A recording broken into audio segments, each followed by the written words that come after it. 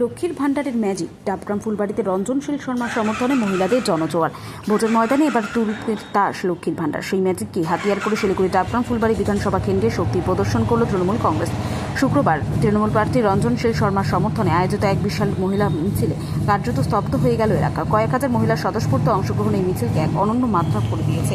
মিছিলে অগ্রভাগে মহিলাদের উৎসাহ দিতে দেখা যায় তৃণমূল প্রার্থী রঞ্জনশীল শর্মাকে। মহিলাদের এই অভূতপূর্ব সাড়া। এটা বাংলায় মমতা ব্যানার্জিকে চতুর্থবার ক্ষমতায় নিয়ে আসা, বাংলায় সাম্প্রদায়িক সম্প্রীতিকে রক্ষা করা, বাংলার মানুষ উন্নয়নের পক্ষে।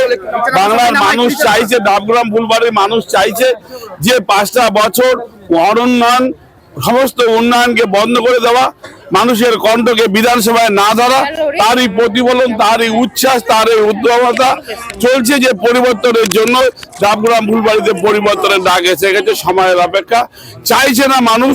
2011 থেকে 2021 সাল অবধি যে উন্নয়নটা ছিল গৌতম দেবের নেতৃত্বে মমতা বন্দ্যোপাধ্যায়ের স্বপ্নকে পূরণ করার লক্ষ্যে, তা একেবারে শেষ করে দিয়েছে 21 সালে বিজেপির প্রার্থী জয়লাভের পর থেকে।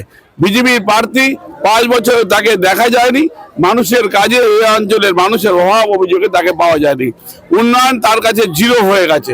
এই কারণে মানুষ আজকে দাঁড়িয়ে অপেক্ষা করছে কবে 23 তারিখে আসবে এবং 4 তারিখে ছবি অবধি খেলবে, এর জন্য অপেক্ষা করছে। বিরোধী দলনেতা আপনার এখানে র্যালিও আছে, সমাবেশ আছে, এটা কি আমার পাখির চোখ তৃণমূল কংগ্রেসের ডাবগ্রাম ফুলবাড়িকে জিতানো, তার পাশে কে কোথায় এলো না এলো আমার কোনো দৃষ্টি নেই, এদিকে কোনো কিছু দেখারও না। শিখা চ্যাটার্জি তো প্রচার করছে যারা হিন্দু সনাতনী তারা তৃণমূলকে কোনোভাবে ভোট দেবে না।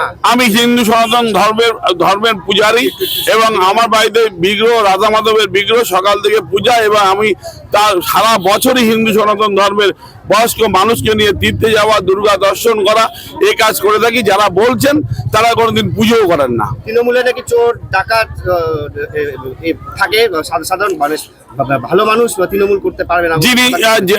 যিনি হলো আজকে ডাবগ্রাম ফুলবাড়িতে প্রচারে আসছেন, তাকে সরাসরি দেখা গেছে যে টাকা নিতে। তাহলে তারা কারা? কে স্বরাষ্ট্রমন্ত্রী? তার ইতিহাস কি? তারা কারা রাষ্ট্রায়ত্ত সংস্থাগুলোকে বেসরকারি হাতে দিয়ে কোটি কোটি টাকাকে আত্মসাৎ করছে? তারা কারা? বিজেপি যে বারে বারে হিন্দু হিন্দু হিন্দু প্রচার করছে, এটা কি মানে হিন্দু ভোট কাটার জন্য? হিন্দু এই দেশ ধর্মনিরপেক্ষ দেশ, সমস্ত জাতি ধর্ম মানুষ, আমরা হিন্দু বলেন, মুসলিম বলেন, শিখ, পার্সি সব একসঙ্গে থাকার এই দেশ। কাজে এই দেশে অটুট থাকবে এই জিনিস, সংবিধান অটুট থাকবে, কোনো শক্তি এই সংবিধানকে ভাঙতে পারবে না।